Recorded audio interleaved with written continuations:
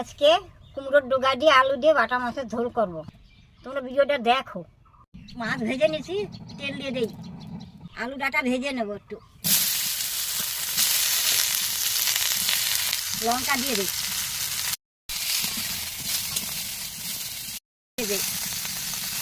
একটু হলুদ দিয়ে দিই, জল দিয়ে দিচ্ছি, আর একটু করে লবণ দিয়ে দিই, আর একটু হলুদ দিয়ে দিই, ঢাকা দিয়ে দিই,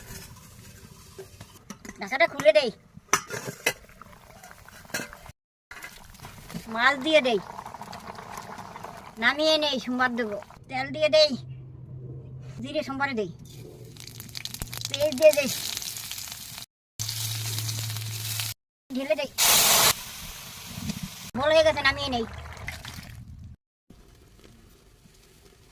আর বাটা মাছের ঝোল হয়ে গেছে।